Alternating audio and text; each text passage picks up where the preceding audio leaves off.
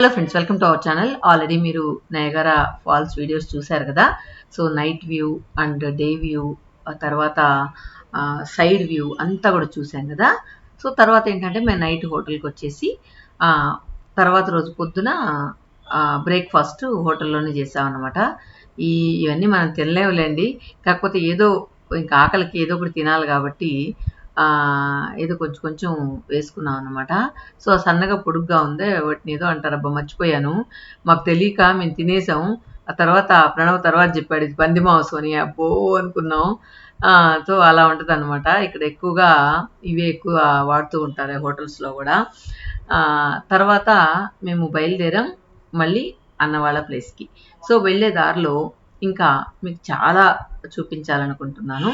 So ఒక form చూపిస్తాను, తర్వాత ఇంకొకటి ఏదో ఒక వాటర్ ఫాల్ లాంటిది ఒకటి చూసాం.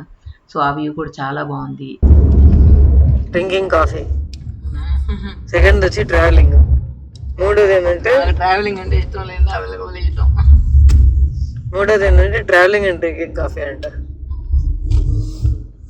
కానీ మన ఇండియా రోడ్లో కాఫీ తాగకపోతే అంతా మన పైన పడతాయి కదా. ఇక్కడ కొంచెం తాగొచ్చు. రోడ్ సాధారణంగా ఉంది కాబట్టి గుంటల మెట్లో స్పీడ్ బ్రేకర్లు బ్రేక్ వేసే పని లేదు కాబట్టి ఇక్కడ స్పీడ్ బ్రేకర్లు చాలా తక్కువ ఉన్నాయి కదా. ఒకటి చూసాం మనం జర్నీలో, స్టాప్ సైన్లు ఉన్నాయి కదా ప్రతి స్ట్రీట్ కి. అది ఓకేలే, స్టాప్ సైన్ లో ఓకే. ఓల్డ్ స్పీడ్ బ్రేకర్ కూడా స్టాప్ సైన్ పెట్టారు అంతే కదా, మన వాళ్ళు పెట్టినా ఏంటారు కదా. కానీ రూల్స్ మన ఇండియాలో కన్నా మారిస్తే కొంచెం బాగుపడుతుంది. ఇప్పుడు బాగుపడితే ఇంత ఖాళీ ఎక్కడ ఉంటుంది చెప్పు. నీకు 30-40 కిలోమీటర్లు కూడా నువ్వు కారు తోలేదు, మోకాలు నిప్పులు వచ్చిపోతాయి. అందరూ ఒకే ఇదిలో పోతున్నారు కాబట్టి. ఏం బాబా అయ్యగారా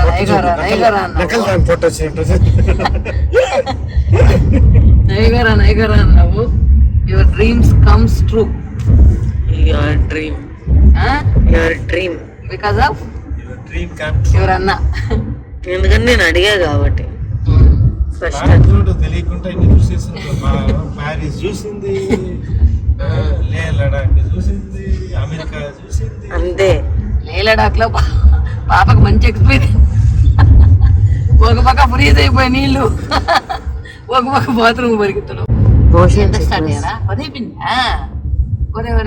నిద్రలేసింది 9 గంటలకి. ఈ రోజు నానమ్గా అమెరికాలో ఉంటే 5 గంటలు లేపి ఇంటా ఉందా. సంసారాలు నిద్రపోతారా సూర్యోదయం అయినా కూడా? కానీ ఎట్లా మన కోసం క్లైమేట్ కూడా అనుకూలించింది. నిన్న ఎండకి చచ్చిపోయి ఉంటాం. ఇక్కడ ఎండ ఎట్టుందంటే మామూలు మనకు కూడా ఎండ ఉంటుంది, కానీ ఆ ఎండ ఎంత తీవ్రంగా ఉండే మన మీద అంత ఎఫెక్ట్ అవ్వదు. కానీ ఇక్కడ ఎండ మన చూడండి మన ఫేస్ నే మార్చేసింది. ఎంత సన్ స్క్రీన్ పూసుకున్నా, ఎంత పూసుకున్నా భలే పవర్ఫుల్ గా ఉందన్నమాట.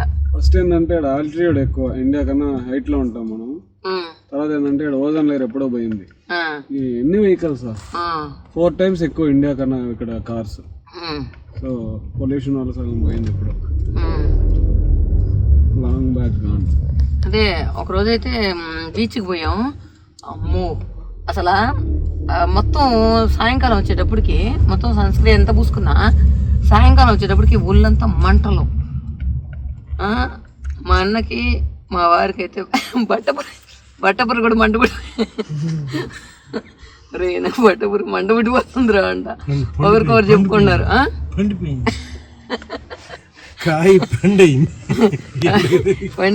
పగిలిపోయింది ఇంకో రోజు సేపటి నుండి. 4-5 రోజులు పట్టింది అది మామూలు పరిస్థితికి వచ్చేది. అంత ఎఫెక్ట్ ఉండదు ఇక్కడైతే. ఇక్కడ స్కిన్ క్యాన్సర్ ఎక్కువ, అందుకే మన ఇండియాలో అది చాలా తక్కువ, అరుదు. ఇట్లా దీని వల్లనా ఎండ వల్లనా? మనకి ఓజోన్ లేయర్ ఉంటుంది వల్ల ఉండడం వల్ల యూవీ రేస్ అనేది ఎక్కువ పడడం. యూవీ రేస్ నేరుగా పడుతుంది. అక్కడ చూడు పాప, ఇంట్లో వాళ్ళు చూపించట బోటు కూడా పెట్టుకున్నారు. మనం కార్ ఎట్టు పెట్టుకున్నాము, వెనకాల బోట్ పార్కింగ్ ఏరోప్లేన్ పెట్టుకుంటారు. అవునా? ఏరోప్లేన్ పెట్టుకో. ఏంది ఏం చెప్తున్నావు? అమెరికాలో ఇక్కడ ఎవరికి ఎలా కావాలంటే అలాగ అన్నమాట. అయితే ప్రతిదానికి ఒక పద్ధతి ఉంటుంది. బోట్ కావాలంటే లైసెన్స్ తీసుకొని బోట్ పెట్టుకోవచ్చు. ఏ సైజు కావాలా స్పెసిఫికేషన్ ఇవ్వాలా. అదేలాగా మీరు విమానం కావాలంటే కూడా గ్లైడర్స్ కానీ లైసెన్స్ పర్టికులర్ కావాల్సిన ఫార్మాలిటీస్ కరెక్ట్గా తీసుకుంటే ఏదంటే చేపలు పట్టాలన్నా కూడా ఫిష్ కూడా ఎంత సైజ్ చేప పట్టాలా అంటే 1/4 కేజీ చిన్న చేప పెద్ద చేప. ఒకవేళ మీ గేలంలో పెద్ద చేప పడింది అనుకో సైజు కింద దాన్ని మనం వదిలేయాలన్నమాట. అదేమదే పట్టుకుంటే అంటే నీకు గవర్నమెంట్ ఆ రకంగా ఇచ్చారు. వీళ్ళు ఆ విషయంలో చాలా నిజాయితీగా ఉండేటట్టు. మన వాళ్ళు అయితే పెద్దది పడింది అయితే కప్పెట్టేది గంపకగా పెట్టేస్తారు. అదనమాట చాలా రూల్స్ ఎక్కువ. వీళ్ళు సింపుల్ గా చెప్పాలంటే ఫ్రీడమ్ ఎక్కువ లేదు ఇక్కడ. మనం తిరగాలన్నా కూర్చోవాలన్నా మన ఇండియా లాగా స్వతంత్రం హక్కు ఏదైనా కానీ ఇక్కడ లిబర్టీ స్టాచ్యూ ఇవన్నీ స్టాచ్యూలు పెట్టుకుంటారే కానీ మనకున్న స్వతంత్రం ఇండియాలో ఉన్నంత ఇది ఇక్కడ ఏమైనా ఏమి అంటే వాల్యుయేషన్ ఎక్కువ ఉండొచ్చేమో. Over period of time India కూడా ఎక్కువ వచ్చేమో అమెరికా కన్నా. మన ఊరే ఎప్పుడైనా. మా బాబు చూడండి హ్యాపీగా పడుకునేసింది, రెడీగా ఉంటది. ఎక్కడ బెడ్ దొరకద్దా పడుకుందామని పడుకునేసింది. పోయినా వెనకాల ఆక్రమించేస్తుంది, ఆటంగా పడుకునేస్తుంది. సైజుకి పాప నువ్వు కారు కొనుక్కొని దానిలో ఫుల్ బెడ్ అరేంజ్ చేసుకో. మీ ఆయన దోలుతా ఉంటాడు, నువ్వు వెనకాల పడుకొని నిద్రపోతా ఉండు. ఓకేనా? ఇది అన్నమాట పరిస్థితి. పక్కన ఇది కెనడాకి దీనికి రెండింటికి ఇది మధ్యలో సీజన్ ఐస్ గడ్డగా మారిపోద్ది అనమాట. ఎంట్రన్స్ ఈ పచ్చికంతా సీడ్ వేడింగ్ చెప్పి చల్లుతారంట. చల్లినప్పుడు ఇట్లా బ్లాంకెట్ లాగా వారం రోజులు అప్పుడు ముచ్చేస్తుందంట. సో దీన్ని కట్ చేసుకుంటూ ఉంటారు. అంటే పచ్చదనాన్ని కాపాడేదానికి. మొట్టి మట్టి చెత్త చెదాన్ని కూడా చూసేదానికి ఎక్కువగా ఉండాలి. ఇదే కదా నయగరాకు పోయేదా? నయగరాకు పోయే వాటర్ ఇదే కదా.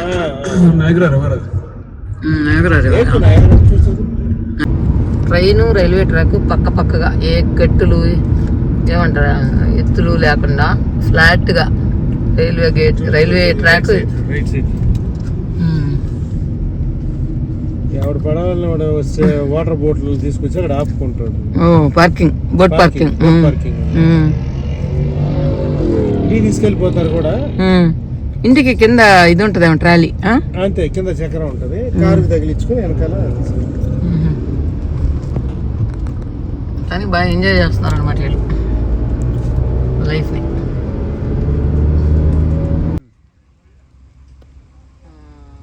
Morning 10 o'clock. సో ఇక్కడ బాగా ప్రశాంతంగా ఉంది వాతావరణం. ఇది కాసేపు ఒక 5 to 10 minutes ఇక్కడ స్పెండ్ చేసేసి పోదాం అని చెప్పి ప్రణవ్ని కారు ఆపమన్నా. సో రండి అలా కొద్దిసేపు. ప్లేస్ అయితే అసలు చూడడానికి 2 కళ్ళు జాలం అనమాట. అంత అందంగా అనిపించింది నాకైతే.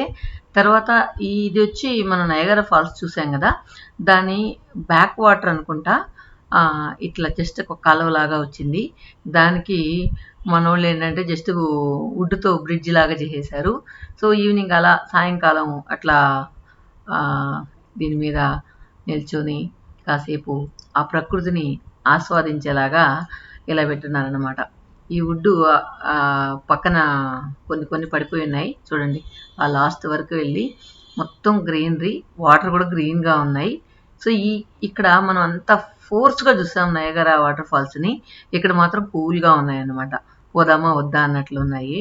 సో ఆ ఎదురుగా కనిపిస్తుంది చూసారా, అక్కడి నుంచి ఫ్లో వెళ్తూ ఉందన్నమాట నయగరాకి. ఇక్కడి నుంచి వెళ్ళి అక్కడ ఫాల్ అవుతుంది. సో మొత్తానికి ఈ వెళ్ళే దారిలో అయితే ఈ ప్లేస్ ఒక అద్భుతం అని చెప్పొచ్చు. చాలా బాగుంది. ఇది విజువల్స్లో కంటే కూడా మనం నేరుగా చూస్తే చాలా అద్భుతంగా అనిపించింది. సో కనుచూపు మేర నీళ్ళు, చుట్టూ చెట్లు, ఎంత బాగుందో.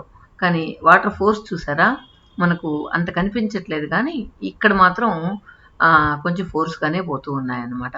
సో ఇక్కడ నిల్చుకొని చూస్తూ ఉంటే ఇక్కడ నుంచి రావాలనిపించట్లేదు, ఇంకాసేపు ఉందామని అనిపించేలా ఉందన్నమాట ఈ ప్లేస్ అయితే. తర్వాత చాలాసేపు దాదాపు ఒక హాఫ్ అన్ అవర్ మాత్రం ఇక్కడ స్పెండ్ చేసాం. వచ్చిన కొద్ది బ్యాక్ వాటర్ కూడా కింద చాలా ట్రాన్స్పరెంట్గా ఉన్నాయి. సో కింద నేలంతా మనకు బాగా కనబడుతుంది అనమాట. చూడండి, మనం కింద రాళ్ళు కూడా మనం చూడొచ్చు. ఎక్కువ లోతు కూడా లేదు ఈ ఎడ్జ్లో. తర్వాత లోతు ఎక్కువ ఉందంట. ఒక ప్రణవిత ఒక కరపులు లాంటిది పెట్టి చూసాడు, చాలా లోతుంది. సో నాకైతే ఎంత అద్భుతంగా అనిపించిందో ఈ విజన్ అయితే నేచర్ లవర్స్కి చాలా బాగా నచ్చుతుంది. అసలు అక్కడి నుంచి రాబుద్దిగా అనంత ఎక్సలెంట్గా ఉందన్నమాట. సో ఒకసారి ఆ వ్యూని మీరు కూడా ఎంజాయ్ చేయండి.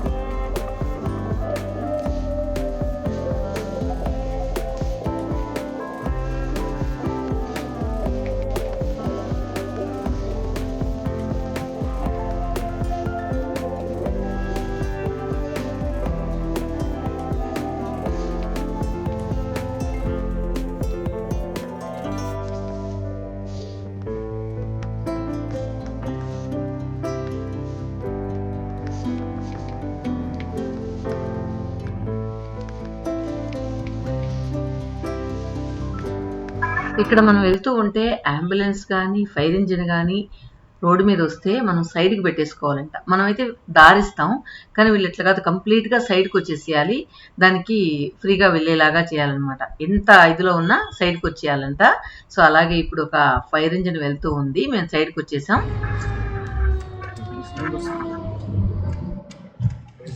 ఒకవేళ పక్కన పెట్టడానికి లేకపోతారా? రోడ్లోనే పక్కన పెట్టాలా?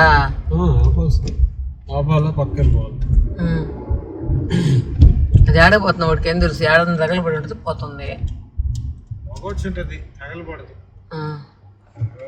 ఏడా వీళ్ళు 911కి ఫోన్ చేస్తే 3 వచ్చేస్తాయి బండ్లు, అంబులెన్స్ పోలీస్ ఇవి వచ్చేస్తాయి. ఇంటికి ఫోన్ చేస్తారు.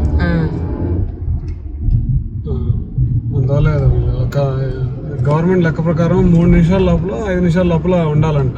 అందువల్ల ప్రతి 4-5 గొంతులకి ఒక ఫైర్ ఇంజిన్, ఒక ఫైర్ స్టేషన్ లాగా ఉంటుంది. ఇమీడియట్ గా వచ్చేస్తారు.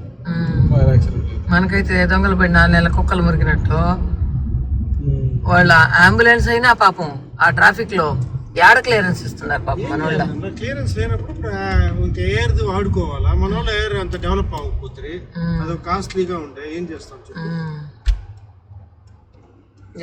కప్పు బండి అది కూడా చూడు ఎంత నీట్గా ఉందో. కప్పు ఎత్తుకోపోయేటట్టు కూడా నీట్గా ఉంది. మొత్తం చామంతులు దారిలో గడ్డి చామంతి ఫుల్ లాగా ఉండే. వస్తుంది చూడు ట్రక్, పల పల పల పల పల పల అనే ట్రక్. అదే ఎక్కడన్నా ఒక్కరో దుమ్ము ఉందా ట్రక్. మన వాళ్ళు అయితే లారీకి నాయన పోలీస్ ల్యాండర్ ఆప్లే చూపిస్తే మొత్తం ఇప్పుడు మొత్తం జర్నీ మొత్తానికి 4 దగ్గర పోలీసులు ఉన్నారని ప్రస్తుతానికి చూపిస్తుంది. ఉండొచ్చు, ఉండకపోవచ్చు, ఇంకా ఎక్కువ కూడా ఉండొచ్చు.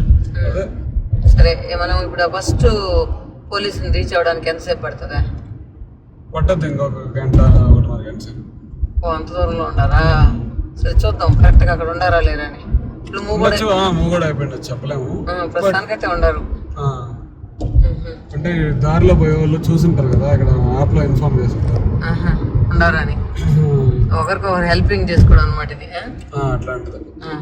పోదామని ఎక్కడికైనా పోలీసు ఎవరైనా రిపోర్ట్ చేశారంటే నన్ను అడుగుతుంది, ఉన్నారని కానీ ఎస్ అని కొడితే అక్కడ రికార్డ్ అయిపోయింది. నలుగురిని అడిగి పల్లెల దగ్గర పోలీసు ఉండాలని చెప్పొద్దా? లేదా బాగుందా?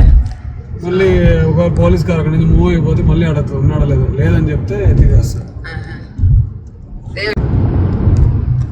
నిన్న మనం కానీ నిన్ను నీ యాప్ కానీ పెట్టుకొని ఉంటే అనవసరంగా ఫైన్ కట్టడం వస్తుంది. కార్ ఒక నిమిషం మళ్ళీ దాకా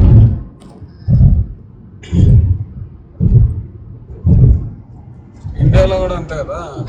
ఇండియా రేట్లకి ఇండియాలో ఫైన్లు పడతాయి, ఇక్కడ రేట్లకి ఇక్కడ. ఇండియాలో పోలీసులు పట్టుకుంటే వేస్తారు కదా.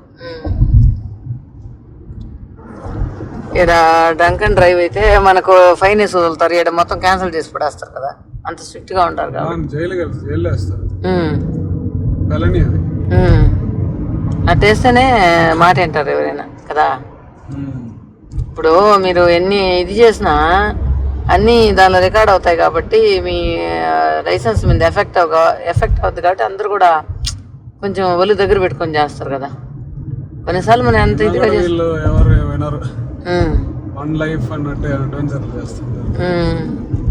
పట్టుబడితే ఫైన్లు కట్టేసిపోతుంటారా? జైల్లో పడితే వచ్చినా మళ్ళీ తాగుతాడు అంతే అంటావా? తీసుకుంటాడు జైల్లో ప్రశాంతంగా. ఫుడ్ పెడతా తినేసి గమ్మంటాడంటావా? వీళ్ళు నల్లవాళ్ళు అయితే అసలు లెక్క చేసేట్లేరు. కానీ రోడ్లు ఇక్కడ బ్రాడ్గా ఉన్నాయి కాబట్టి కొంచెం మనకు ట్రాఫిక్ ఎక్కడ ఇది లేదు. ఏడ కూడా ఉందా నేగర్ ఎగ్జిట్? డౌన్ టౌన్ అంటే సిటీ లోపలికి వెళ్ళి వెళ్తారు. అక్కడ కూడా మనం ఒకటి చూసులా డౌన్ టౌన్ అంటే బేసిక్లీ సిటీ అంతేనా? ఫాస్ట్గా పోతున్నారు చూసి దానికి చిన్నగా పోతున్నట్టున్నారు. ఇప్పుడు ఎన్ని కిలోమీటర్ స్పీడ్తో పోతున్నారు అందరూ? 185 లో పోతున్నాము, వాళ్ళందరూ 120 పోతున్నారా? మనం 85 లో పోతున్నావా? కానీ చిన్నగా పోతున్నట్టే ఉంది కదా. తలుపు తీస్తే తెలుస్తుంది దాని సందడి.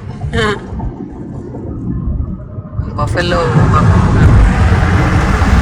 అంత ఫాస్ట్గా పోతున్నా అనేది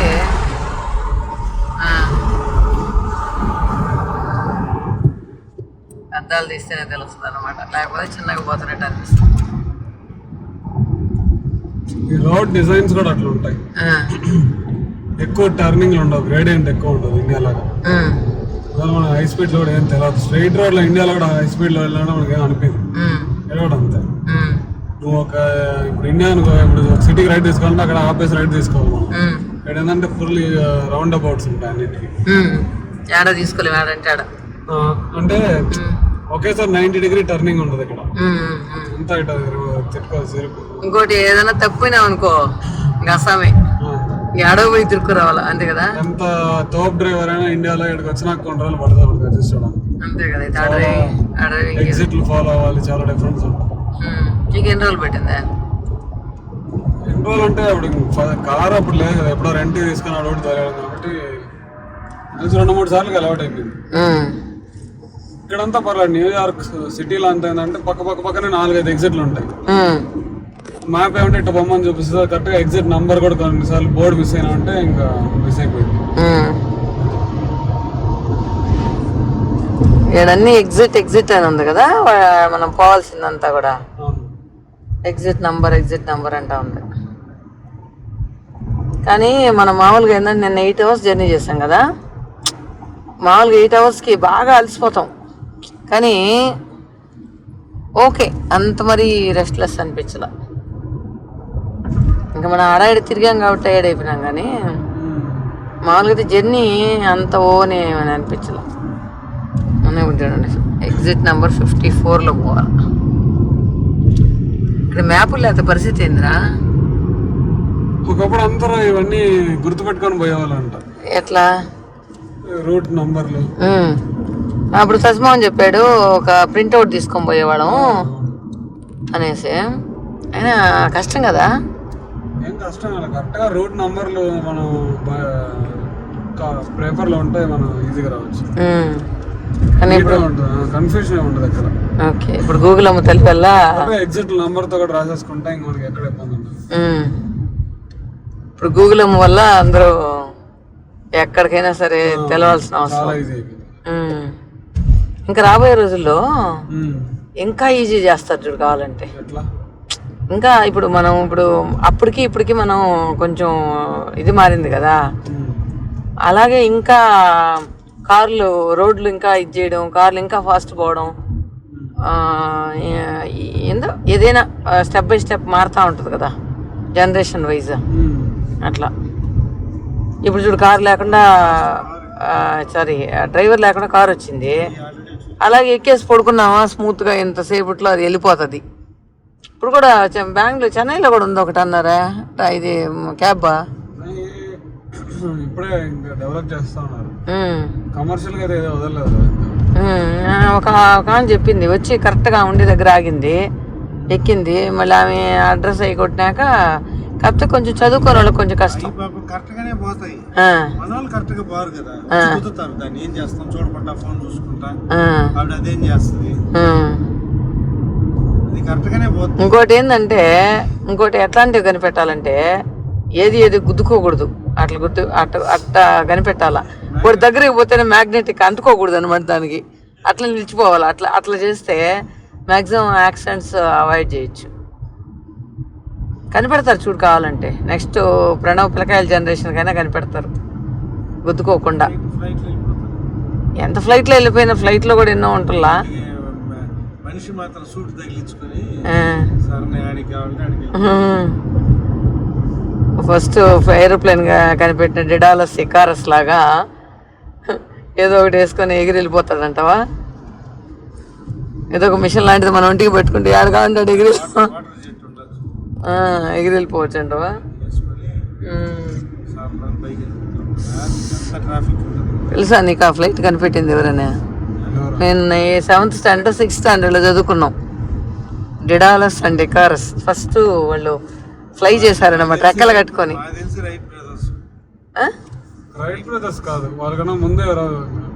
నాకు తెలిసినంత వరకు డిడాలస్ అండ్ ఇకారస్ వాళ్ళు ఫస్ట్ ఫ్లై అవ్వడానికి పక్షిని చూసి మనం కూడా ఎందుకు అట్లా అవ్వకూడదని ఫస్ట్ రెక్కలు కట్టుకొని ఫ్లై అయ్యారనమాట. కొద్ది దూరం అయ్యారు, తర్వాత వాళ్ళకి ఇంకా దాన్ని బేస్ చేసుకొని డెవలప్ చేశారు ఫ్లైట్. సో మీలో ఎవరికైనా కరెక్ట్ ఇన్ఫర్మేషన్ గూగుల్లో చూడకుండా మీకు తెలిసింది ఏమన్నా అంటే కమెంట్లో రాయండి. అట్లే ఉంది. ఇప్పుడు నాకు చిన్నప్పుడు చదువుకుని నాకు గుర్తుంది చెప్పా, అలాగే వాళ్ళు చిన్నప్పుడు చదువుకుని ఇంకేదైనా కూడా ఉండొచ్చు. ఇప్పుడు నాన్న చెప్పినట్టు రైట్ బ్రదర్స్ అంటారు, చాలా మంది రైట్ బ్రదర్స్ అంటారు, కానీ డిడాలస్ అండ్ ఇకారస్ కూడా రైట్ బ్రదర్, వాళ్ళు కూడా బ్రదర్స్ ఏమో తెలియదు, వాళ్ళే అంటారేమో కూడా తెలీదు.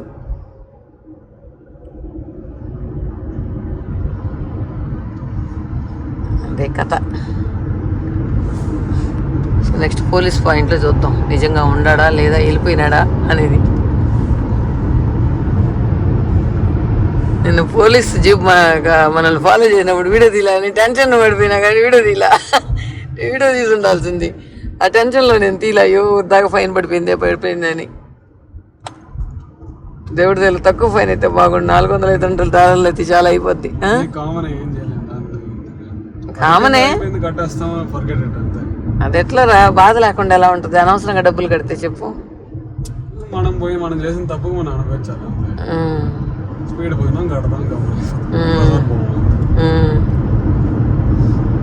అది స్టేట్ కూడా అన్ని తేడాగా ఉంటారు. ఫిలడెల్ఫియాలో పెన్సిల్వేనియాలో పెద్ద పట్టించుకోరు ఎంత స్పీడ్ వెళ్ళి. ఏదో వాడికి మూడు వచ్చినట్టు చేసేసిపోతారు. ఇక్కడ ఏంటంటే కాసుకొని ఉన్నారు ఎప్పుడెప్పుడు వేద్దామా అని. సరే వాళ్ళ డ్యూటీ వాళ్ళు చేస్తున్నారు. అదే చెప్పేది. సో మనం ఇన్ని రోజులు పెన్సిల్వేనియా తిరిగి సడన్ గా ఈ స్టేట్ వచ్చేసరికి అట్లా అయింది. న్యూయార్క్ సిటీలో కూడా ఎవరు పట్టించుకోడు పోలీసులు. ఇప్పుడు నువ్వు కార్ తీసుకున్న తర్వాత ఒక $100, ఒక $75, ఇప్పుడు ఎంతో ఇంకా రాలేదంటివా? అప్రాక్సిమేట్గా 100 to 400 ఉండొచ్చా? 100 to 400లో ఎంతైనా ఉండొచ్చు. చూసి చెప్పురా, నాకు టెన్షన్ లేకుండా అంటే నువ్వు ఇంతవరకు యాప్లోకే పోలా. ఎన్ని రోజులు ఉంటుంది టైం దానికే? నెల ఇస్తాడా? పాప నువ్వు స్టూడెంట్ అని చెప్పుంటే కొంచెం ఏమైనా తగ్గించుంటాడేమో. స్టూడెంట్ సార్ మేము ఇంకా సంపాదించలేదు సార్ అంటే ఏమైనా తగ్గించి ఉంటాడేమో. వెనకాల బ్లింక్ చేసుకుంటూ వస్తే ఖచ్చితంగా ఆపాలా కారు, లేకపోతే ఫాలో చేసుకుంటానే వచ్చేస్తాడు. నేను ఎంత ఫాస్ట్గా వస్తున్నారు వాళ్ళ ఫాలో చేయడానికే. మన వాళ్ళు అయితే పోలీస్ జీబులోకి వచ్చారా ఇటా అని అంటారు, వీళ్ళైతే వాళ్ళు మన దగ్గరకు వస్తున్నారు. మనం నయగరా వెళ్ళేటప్పుడు పోలీసులు క్యాచ్ చేసి ఫైన్ వేశారు కదా. సో అందువల్ల ఏంటంటే ఇప్పుడు ఎంత స్పీడ్ లిమిట్ ఉందో అంత వెళ్తూ ఉన్నాం. అయినా కానీ ఒక యాప్ ఒకటి ఉంటుందంట, ఇందాక ప్రణవ్ ఎక్స్ప్లెయిన్ చేస్తున్నాడు కదా. సో పోలీసులు ఎక్కడెక్కడ ఉన్నారనేది తెలుస్తుందంట, అది కూడా చెక్ చేసాం. కొన్నిసార్లు ఏంటంటే పలానా దగ్గర ఉన్నారు అంటే మనం అక్కడ కొంతమంది ఏంటంటే అక్కడ స్లో చేసుకుని వెళ్తూ ఉంటారు. కానీ ఒక్కొక్కసారి ఆ ప్లేస్ నుంచి వెళ్ళిపోయి వేరే ప్లేస్లో కూడా పెడుతూ ఉంటారు అనమాట వెహికల్. సో అలాగా వెళ్ళే వాళ్ళందరూ ఆ యాప్లో వాళ్ళు ఇప్పుడు ప్రణవ్ వెళ్తూ ఉన్నాడు, అక్కడ లెఫ్ట్ సైడ్ పోలీసు జీప్ కనిపించింది అనుకో, అక్కడ అప్డేట్ చేస్తాడు అనమాట, పలానా ఏరియాలో పలానా దగ్గర ఉన్నారు అని చెప్పి అప్డేట్ చేస్తారు. సో మిగిలిన వాళ్ళందరూ కూడా కొంచెం హుషారుగా ఉంటారు అనమాట. చూడండి, కనుచూపు మేర ఒకే స్ట్రైట్ రోడ్ ఉందన్నమాట. ఎంత దూరం వరకు ఒకే స్ట్రైట్ రోడ్ కనిపించింది. సో అలా మేము వెళ్ళేటప్పుడైతే కొంచెం యాప్ పెట్టుకొని వెళ్ళాము. వెళ్ళే దారిలో ఒక పెద్ద ఫామ్ కనిపించింది. సో ఆ ఫామ్ ఇక్కడ చూడండి ఎంత దూరం వరకు స్ట్రైట్ రోడ్ ఉందో, కనీసం కొద్దిగా కూడా మనకు ఇది అవ్వలేదు, డిస్ట్రాక్ట్ అవ్వలేదు. చూడండి ఎంతవరకు స్ట్రైట్ రోడ్ ఉందో. సో ఇలా స్ట్రైట్గా ఉండేటప్పుడు ఏంటంటే మనకు ఇబ్బంది అవ్వకుండా డ్రైవింగ్ బాగుంటుంది. సో అందువల్లనే మేము తొందరగా వెళ్ళగలిగాం, అంత కిలోమీటర్స్ని కూడా తొందరగా వెళ్ళగలిగాం.